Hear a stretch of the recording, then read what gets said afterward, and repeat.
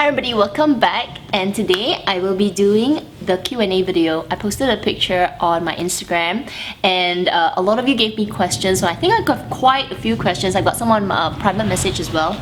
I'm not wearing any makeup, I've only got moisturizer on my face because some of you asked me some questions about foundation and concealer, so I thought, well, why don't I put it on camera? But anyway, let's go through like the list of questions. This is my Q&A number 6, so I did, yeah, not bad, huh? 6 Q&As. By the way, if you hear that, it is going to be raining cats and dogs outside. It's already drizzling, and it's like it's gonna storm. Like the clouds are all black and all that. So if you hear that noise, it is thunder.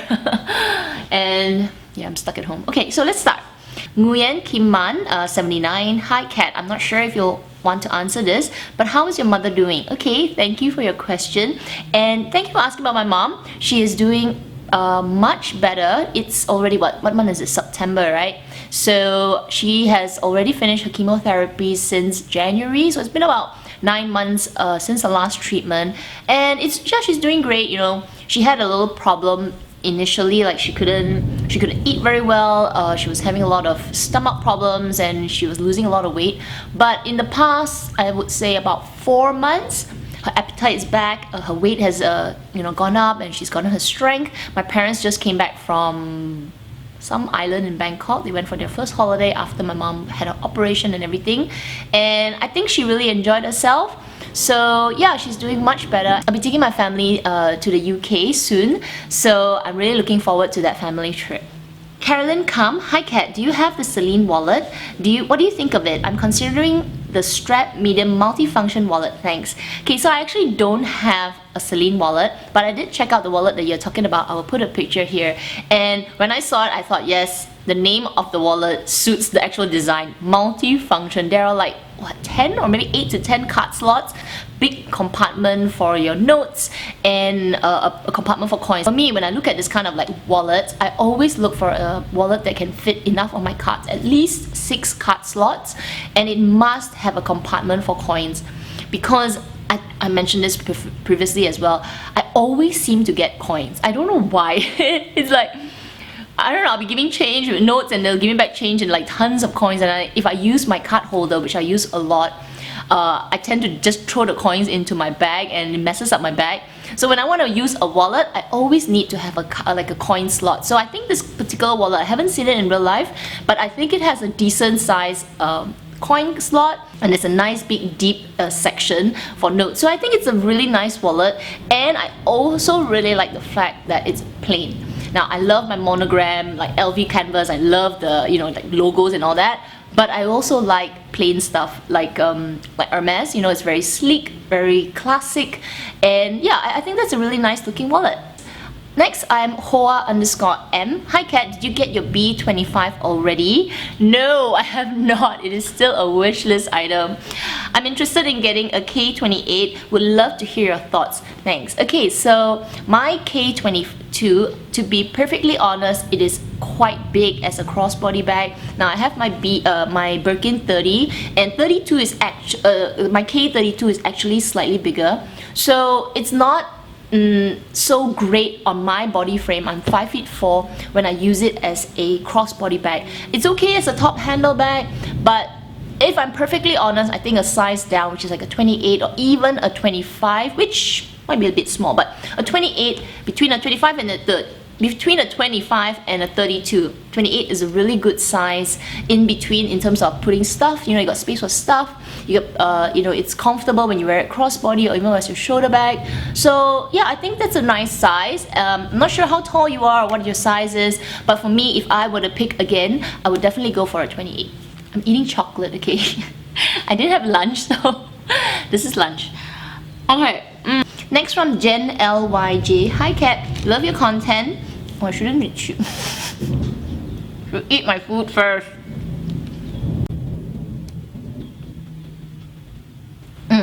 Okay, what are your thoughts on the Hermes Constant bag, especially size 18? Will you be looking into getting one? You read my mind. I am actually on the lookout for a Hermes 18, and I actually to be honest, since I bought a few bags from the pre-loved market, I actually want to get it new. So I'm looking to get like my B25 new from the store. I know it's almost impossible, but I don't know, after getting a few pre-loved bags, and they're definitely on the premium side in the, you know, the reselling market, I'm hoping to find something from the store. So similarly for the Constance, I actually really like the size 18. So yeah, in the future, hopefully. Rach Thomas, hi Kat, what's your favorite concealer? Thank you. Okay, so I've got it right here. I've actually got 3 concealers that I guess I would say are my favorite concealers. So this is the Tarte Shape Tape Concealer. I use this when I have really dark circles. Like today, I don't really need it, but this is a really full coverage concealer. And it is, for me, because my skin lately has been really dry, I do need to have quite a good base, means my face has to be quite moisturized to use this. Then on, I would say, less dry would be this concealer from Laura Mercier. This is the Flawless Fusion Ultra Longwear Concealer, and I also really like this. I like the finish that it gives. And then for something really cheap and works really well as well is this Catrice Concealer. It's a liquid camouflage high coverage concealer. This was super cheap. This was only like $5. So I'm going to be using this today, and I'm going to put a little bit under my eye. I should put foundation first, but it's okay since I've got no makeup on. So I'm just going to like dot it like this. So when I use this concealer, it actually dries up pretty fast. So I tend to do like one side first and then go on to the other side. See, it blends out so easily. Okay, that's not like the best look. So I'm just going to put wherever I need. Okay, so this is going to be really weird Q&A. As I go down the questions, I'll start to put more makeup on. Okay, so see, I like it. It brightens up the eye. So like I said, it dries up really quickly, so do one side at a time. It's not like really quickly, but it's like if I dot both sides and I blend this side, by the time I come to this, like the other eye, it will have been dried just a little bit, so it makes blending a little bit harder. But as you blend it, like right now, as I'm blending it, it is so simple to blend. And I don't actually have a really thick moisturizer under my eye. On my face, I have, what am I using? I'm using the Drunk Elephant by Hydra moisturizer, which, to be honest, is not my favorite. It doesn't give me like super moisturized skin. But yes. Okay, so that's the Catrice Liquid Camouflage High Coverage Concealer.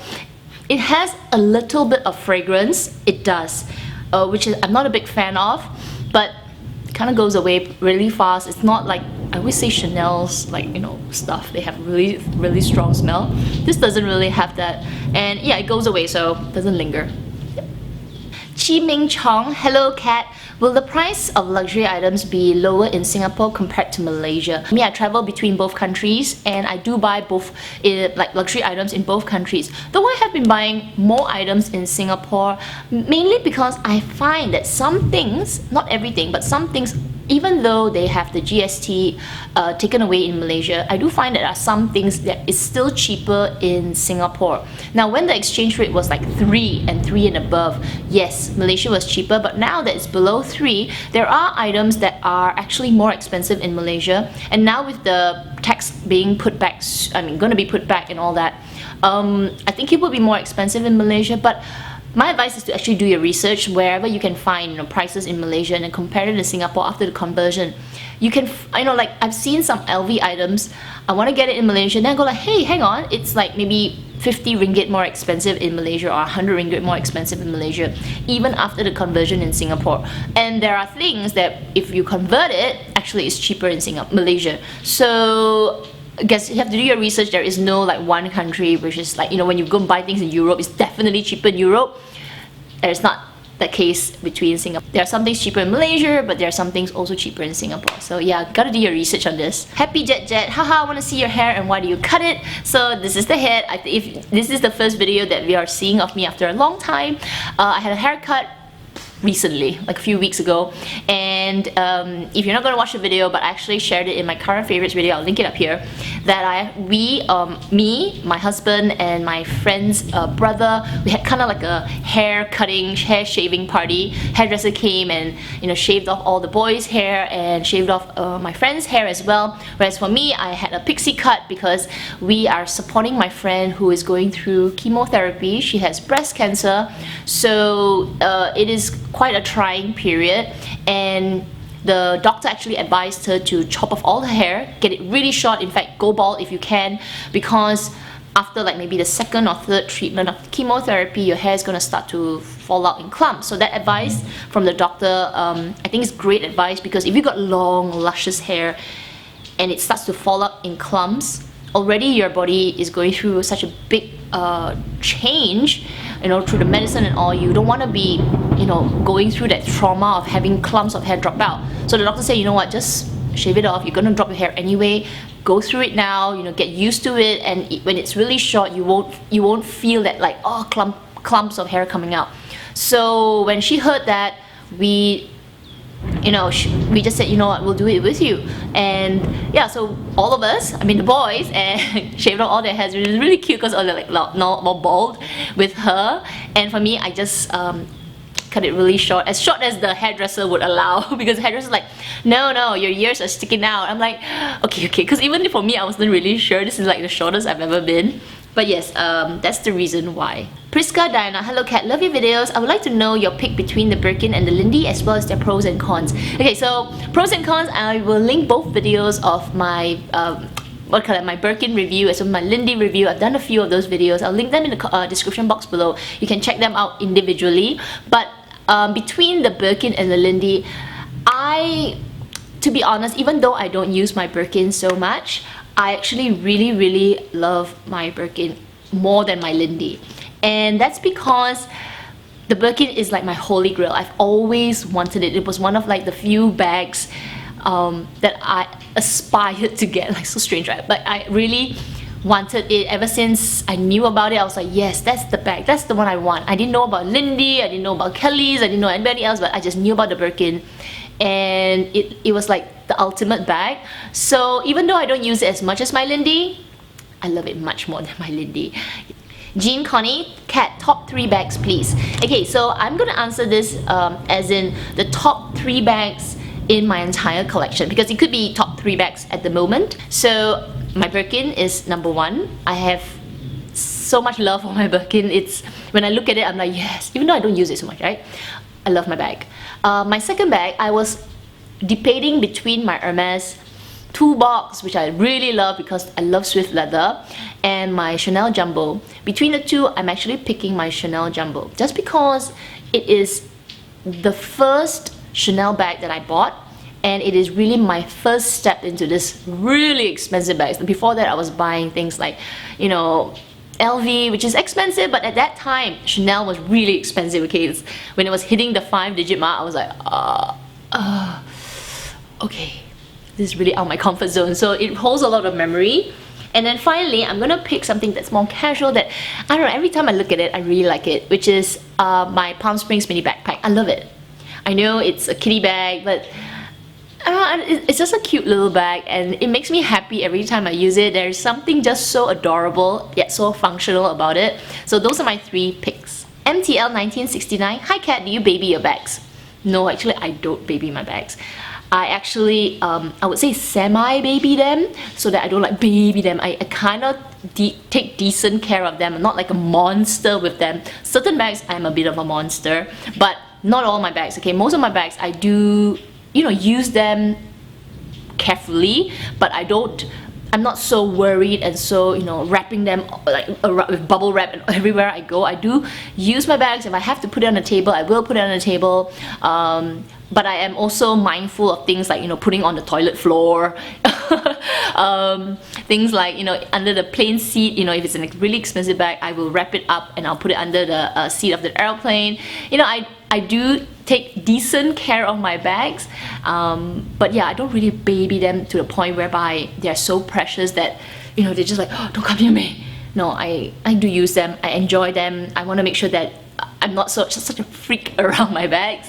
But yeah, I enjoy my bags. XO Jujubee XO. Hi Kat, what's your top 3 foundations of all time? Okay, so I'm gonna share with you. I've got 2 right here, and I've got 1 more which I don't have it with me right now. It's another place, but I'll put a picture. So the first one would be this Laura Mercier Flawless Fusion Ultra Longwear Foundation. This is more of a matte foundation, but it gives you the most amazing finish. I love this foundation.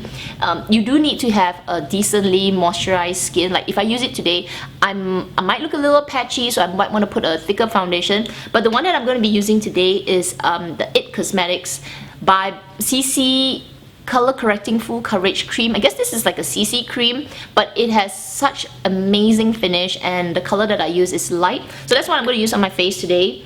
Just going to take one nice big squirt. Ooh, okay, a little bit better than that. And the third foundation that I find is very good and very affordable is the Bourjois Healthy, I think it's called Healthy Glow Foundation. I'll put a picture and you can see that foundation is really good as well. It gives you such a luminous finish, very similar to this, but this is a little bit thicker. I find that foundation from Bourjois is cheap. It looks really nice on the skin. I always have good skin days, kind of like the It Cosmetics. I have good skin days when I use these 2 foundations, and of course the Laura Mercier, I look flawless. So yeah, these are my 3. Now I didn't pick the Sisley one mainly for 2 reasons. One, it is freaking expensive. It is absurdly expensive, like almost $180 or $190. It's crazy. I love it. It's like holy grail to me. I feel that every time I use it, I have such beautiful skin and it looks better throughout the day. But I'll be honest that when I finish that foundation, it's not a foundation that I'll run out and buy again because of the price. It's just too expensive for me to, you know, use all the time. I would buy it as like a treat for myself, you know. Maybe when I'm used up all my other foundations, I'm like, okay fine, I'll buy, ooh, look at the hair. I'll buy that foundation and use. But yeah, the price is just, I don't know, it's not humanly possible. It's just too expensive. Let's reset the hair a little bit. Okay, so this is the It Cosmetic foundation. I find that every time I put it, my face looks super healthy. This is so nice. Hi Kat, please share your top 5 must-have classic bags in terms of practicality as well as resale value. Okay, so I've kind of listed them in my head, and I think that my top 5 practical as well as bags that will retain its resale value are actually from 2 brands. I'm going to mention the 3rd one at the end, the 5th one at the end, but I'll share a reason why. So the 2 brands is Hermes and Chanel. I find that these 2 brands will definitely retain its value. So my Hermes Birkin is a pick, Kelly is another pick. From Chanel, it will be my Jumbo, my Chanel Jumbo. My boy bag, even though I know some people may say that the boy bag doesn't keep its price, you know, its value as much, but I think it's a very, I don't know, it does, you know, because Chanel has kept going on with this bag, come up with so many varieties, and it has become like a classic piece in their collection. And then finally, for the 5th bag, it's not from the 2 brands, but I'm putting this in because I don't know, I get a lot of people asking me about this bag, like they want to buy my bag. It is my Bosfor backpack from LV. It's a discontinued bag, but this backpack is so practical, so many pockets. You know, you can use it as like a school bag, you know, even like for work, for traveling. I use mine for traveling, and the bag that I have, I got it last year, is in freaking good condition. I've only used it twice. Even the vachetta is fairly still, it's like honey. It's not even honey. Some of the parts are still white because I hardly use the bag. And I know some of you have already contacted me. A few people contacted me saying that, you know, when am I going to sell the bag? I'm not actually. I really love it. I feel like that bag, they shouldn't have discontinued it. It should have stayed in LV's collection. But who knows, they may reissue it, right? They may come out with a slightly modernized version of it. Gourmand Traveler, hi Kat, would you consider getting a vintage piece? If yes, which one? Okay, so I have been looking around for a vintage bag, and I guess vintage is at least 20 years old. And for me, I would go for a Chanel vintage piece, something from like the 1970s or something like that with a 24 karat gold plating. Oh, I feel like that era, or maybe the bag is at least like 1970s or early 1980s. I want to get yeah, that would be a bag that I would think about getting. I am really bad on searching on eBay, so I'm not so confident. For me, I would rather go to a store, like a second-hand store or reseller store like in Japan, to look for the bag, to try it out, to actually feel it before I buy it. So I'm really bad at online research, but yes, that would be one piece that I would be looking for. Achitami, were or are you a pet owner? Can you share us any funny pet stories? Okay, so for me, I was a pet owner. I used to have cats. I used to have this black and white, like stray cats. We used to have a lot of stray cats around our house, and there was this mama cat that would always give birth to a litter of kittens in my mom's garden. And there would be some times that these little kittens, because they'll grow and they'll hide around like all the plants and all that, and I would come back from school and be like, meow, meow, meow, meow, meow, luring them into the house. And sometimes they will come in. So the few that came in, they became pets of mine, because the mom would just like, the mom cat would be like, alright, you're taking care of my kids, okay, bye. And then she'll leave the whole litter there. And next thing I know, I've got like 3 or 4 cats to take care of. Obviously my own mom would be like, why are you doing it? Just stop feeding the cats. I'm like, I can't help it, right? They're so cute. So I eventually adopted a few of them, and yeah, it was fun. I don't have any funny stories. Let me see. If I think of any, I'll let you guys know. At the moment, I don't. They're just like kittens and just running around biting me, making a mess of the house, making scratches on on the couch, and just driving my mom insane. She'd be like, oh, you're playing with the cats, but I have to clean the cats. I have to wash them, bathe them. But I'm like, yeah, okay, but they're fun. They're fun. Miss Trillion, hi dear, what does it take to be a YouTuber? And pardon me for asking, is the remuneration attractive? Just ignore my question if it's too personal. So what does it take? I guess it just takes, putting yourself out there. Really, I wouldn't even want to say the word it's brave, but it's actually just taking a chance and taking a step and, trying out something different. And you'll be surprised that actually, yes, there are haters, but more than often there are supporters. People will suddenly find your channel and people will support you no matter what, whether you're a drama channel, or even if you're just like me. I just want to do handbag reviews, and I want to give really honest reviews, positive or negative. I just want to say it, and it's just that. So having, just trying out something different, that's what it takes.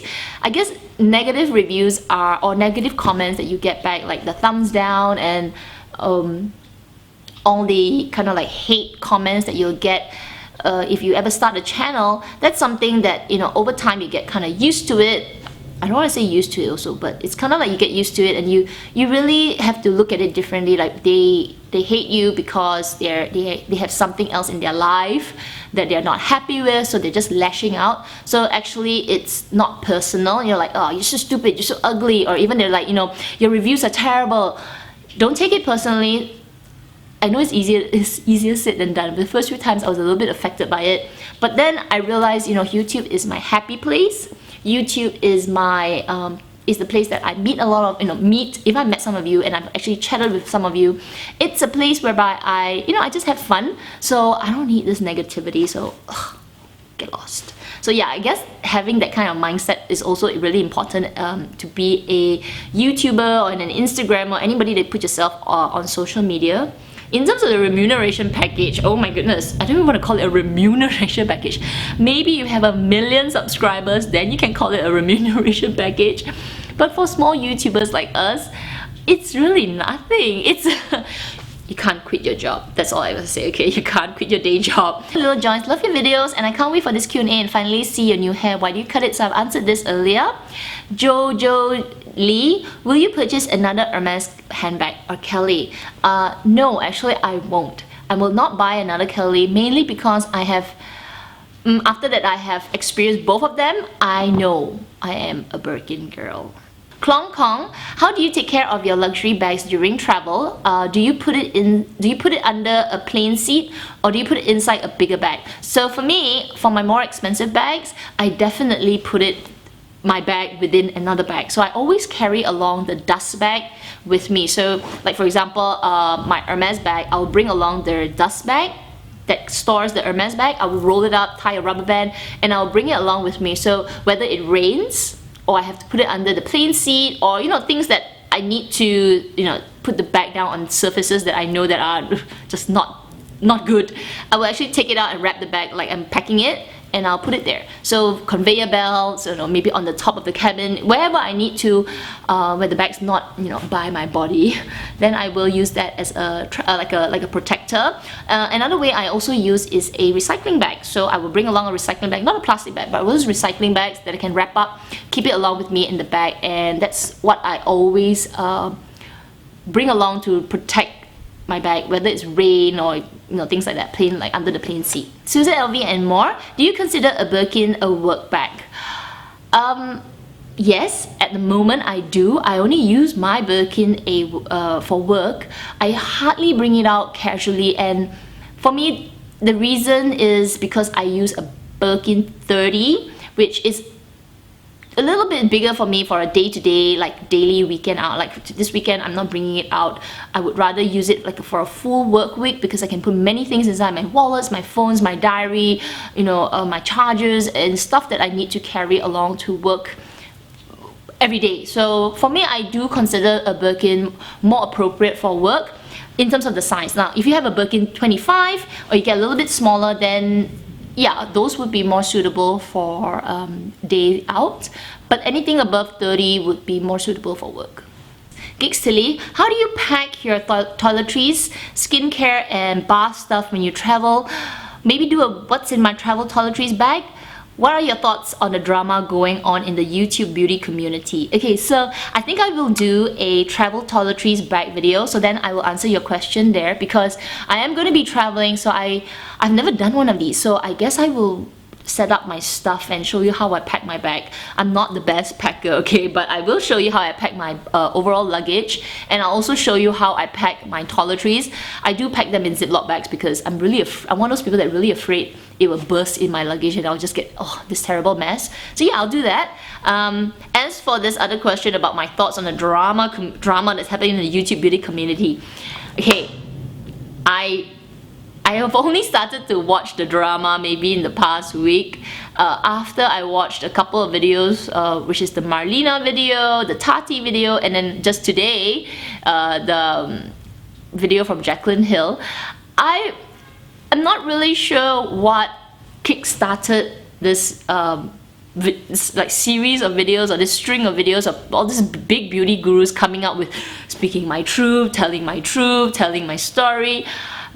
But what I gather is that they're all coming out to share what's going behind the scenes and behind the camera. Like in front of the camera, they're showing stuff, they're talking about their beauty stuff, they're sharing their makeup and their things, but behind the scene it seems to be a huge business, and it's like, it's not even scandalous, but it's like people are saying, they can't trust them anymore. Are they doing sponsored videos? Are they really sharing what they used to be sharing, like love, or is it now like a big business? So I kind of gather that these YouTubers are coming out, these really big ones, okay, they're coming out to share that it's a business, yes, we get paid quite a lot, or I've turned down sponsorships, I've turned down that, and they're trying to,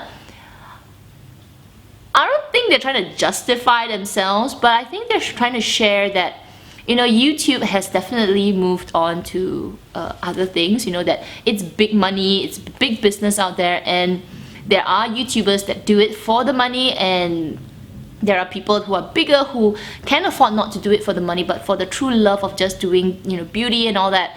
So I am not really following why these people are coming out with the drama.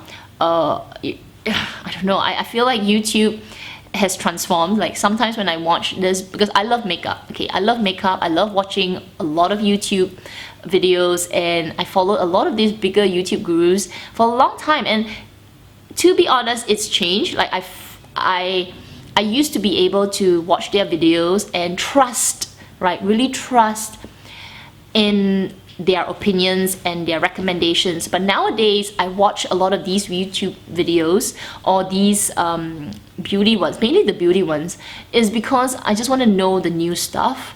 But when they, you know, rave about them a little bit too much, I get a little bit suspicious. I just want to, yeah, put it out there. I get a little bit suspicious when they say, oh, this is the most amazing thing, everything is so amazing.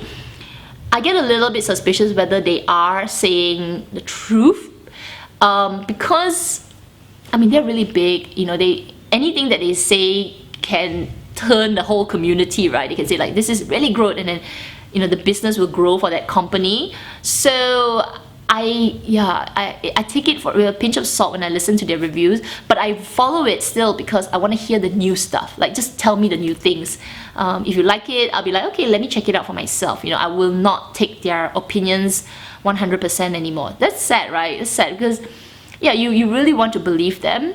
But even if they're sponsored, I think that's fine. You know, so what if they're sponsored? So what if they're sponsored, and so what if they've got deals? It is a job for them. Like for the smaller YouTubers like us, it's not a job for us. This is, I mean, I can't speak for everybody, okay? But for me, this is a hobby. This is something that I started because I wanted to share my opinion, like what I thought they were doing last time, sharing their opinion. But my interest is more luxury items. For me, I really love my luxury things. But every time I looked to YouTube to look for the reviews, I found that after I purchased it, I will always wonder, like, how come, you know, reviews, not saying anybody, but how come reviews didn't share this little odd, you know, this quirkiness about the bag, or this little thing that, hey, you know, makes it a little bit uncomfortable. I couldn't figure out why I could not find, I want to say negative reviews, but things to be thought about, like, hey, you know, you consider this because this might happen to you, it happened to me. And I got a little bit annoyed. You know, I found that, you know, why are all the reviews about, oh my god, it's amazing bag, it's amazing bag. But about this irritating part about the bag, you know, you got to share it as well, right? So that's why I came out to say that, oh fine, I'll say a few bad things about the bag, and you get a lot of backlash for it. People will say that, you know, why are you saying bad things about it? You know, you get unsubscribed, you know, you will piss some people off. People who actually have the bag, they don't agree with you, and they think that you're just being negative. Comes with the territory. You know, I decided to be that kind of YouTuber to say bad things, say things that other people didn't want to say. And now I understand why. Okay, now I understand why people don't like to say negative things. Maybe they think, you know, you want to put negativity out there, but I find that sometimes it's not about negativity, it's also about constructive criticism. You're like, oh, this bag, you consider this. And it's not like makeup, you know, you can say a bad thing about makeup, but this item is only $40 or $20. A bag is thousands of dollars. You want to have a very comprehensive review.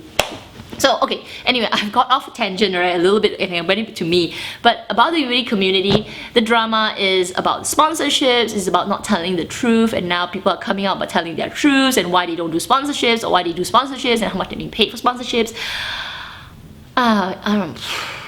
I'm only following it up to this point, and I think I'm a little bit tired of it. I feel like, let's get back to the old school YouTube. Let's get back to the old school, you know, show me your current favorites, do some makeup looks, because YouTube is a happy place. It's not a place for people to expose people, and yeah, you know, life is already so difficult. Life is already cluttered with so many things that we are concerned about, you know, money, home, our friends who are not well, and all that kind of thing, and you want to watch YouTube and people are like, oh, enough already. Easy Paris 3. What's your next handbag? What do you think will be your next target? Okay, so of course my next handbag, if I can, would be a B25, but I actually have two bags that I am eyeing. So one is from LV, and I'm not going to burst the secret right now because I am still waiting for it. It's not everybody's cup of tea, but if I actually get it, you guys will see an unboxing. Now the second bag, I think some of you will already know, is actually the mini Lady Dior. I really like it. I really like it. Like, I have been obsessing over it. It's either the mini, like the cute one with the chain, or maybe one size up, which is the small. But I've decided that I'm not gonna go for the medium because it is a little bit too big for me. And with this hair and everything, I think, it doesn't really match. So yes, that will be my next target. Gigi Katilo, hi Kat, how are you and your health? Share with us how you pack your makeup and your travel essentials. Okay, I will do that in my next video because I've got 2 questions for that already. Your mystery friend, how did you meet her? I met her at the gym. Is she the one that gave you the pink Chanel? I think you're referring to my pink Chanel wallet. So no, she did not give me. She's not into luxury. Besides gym and food, what are your other hangout places? The mall. I really like to hang out at the mall, and I like to hang out at home because I spend a lot of time out of the house. So I like to sit like here, film, and I just sit down, lie down on this couch and just, you know, scroll on YouTube. So this is like my favorite hangout spot, me here. Do you keep a picture of myself and Ray or Ray in the wallet? No, I don't. Photos are all in my phone. What's your next wallet purchase, if ever? No, I won't be buying any more wallets. I have 2 wallets right now. My Chanel, both are from Chanel. My Chanel red and my Chanel pink. And that's enough. I think wallets are something that I don't buy very often. Bags I do because I like changing, but wallets, I like to use it until it's destroyed. So I guess that's the only thing that I don't baby. Yeah. I don't baby my wallets. I really use it. The CFF, number 1 tip to save for that big purchase. Number 1 tip, okay, let me tell you, because I'm really bad at it, but I know it. Focus on it. Focus on it. Just be on that one-way street towards your big purchase. Don't watch any unboxings. Don't watch any, you know, reveals or new releases, because those are like, you know, slip roads along your one-way street. They'll just come like, oh, you might turn off, and then you get swayed into buying something else. So my biggest tip is to have 100% driving focus on that one-way street. Don't look left, don't look right, and that's like the biggest tip. Along, of course, with saving your money, but focus. This, like, it's easier said than done, okay? It's like, because there are so many things coming at us every day through Instagram, to YouTube, to just everything. And influence, even though we say, oh, we're not easily influenced, it's, you know, it slowly digs at you. So yeah, one-way street. San Yu, hi Kat, apart from your favorite concealer, what about under eyes? And do you have any eyeshadow brushes to recommend? Okay, so I have these brushes, which I think are amazing. Real Technique brushes are the best for eyeshadow. Cheap, and they work really well. This is the base shadow brush, and this is, these are the 2 base shadow brushes that I have. I have like 4 of them. They are so soft for the eyes, and they blend out so well, and you can wash them multiple times, and you know, it's really cheap and great. So get these. Real Techniques are the best. As for under eye concealer, I should write your question first, right? This is the one that I always use. This is from Tarte, the CC Under Eye Corrector. I like it because it's this pinky salmon base, and when I have like really dark circles, I would use a little bit of this, and I've had this for like a long time. It's time to toss it, but I don't use under eye concealer all the time. The other one, which I also think is like a cult favorite, nobody talks much about it, but I know they have the best, is Bobbi Brown. Bobbi Brown's pink color, or it's not pink color, salmon color or light peach, very similar to this. It's a round one, black color. It's really good as well. Like, it's my first under eye concealer. I finished it and then I moved on to this, and you know, I've been using makeup for a long time, so I've only used 2 so far. Food Bestie, hi Kat, can you talk about the tattoo history because you had loads of them? Oh my gosh, this needs to be like a video. I know I had a few requests for this video, like a tattoo video. I think I'll do it because I have quite a few. I've got this huge back piece right here of mandalas, and I've got stars, and I've got roses, and I've got stars here, I've got like birds and everything. So yeah, maybe I will do a video. I'll need my husband to help me because I can't film, I can't like see my back. I actually don't really know how my back looks like. So yes, I will do a video soon. I And Sarah Lim, how do you wear your Birkin and Kelly on a daily basis? I actually don't wear these two really expensive bags on a daily basis. You've got to watch my least used bags. I'll link it up here because I am really shy to use my Birkin. It's a mind thing, okay? It's a mind thing. I feel like I'm not worthy of the bag. I am starting to use it more. I can hear this other YouTuber's voice in my head. Winnie Y, she's like, cost per wear, cost per wear. And because of her, I am trying to use my Birkin a little bit more, but to be honest, I think I've only used it less than 5 times. That's the truth. So I don't actually use it on a daily basis. And the next question from you is, how do you make time for working out, YouTube, family and work? This is like a Sunday for me because I will wake up in the morning, I'll have breakfast, and then I'll go to the gym, I'll work out, then I'll come home, have lunch, then I will do my videos, which is right now. My afternoon will be used for my videos, and then after this I will put it aside. I won't edit it straight away. Then I'll go to my mom's house, then I'll hang out with my mom, and then sometimes if I have the time in between, I'm going to visit my friend. Like now, I'm going to visit my friend soon, and then come back at night, I'll do some editing or I'll do some work. So I guess having a schedule, like a not like on time schedule, but I have kind of like a schedule in my head that makes me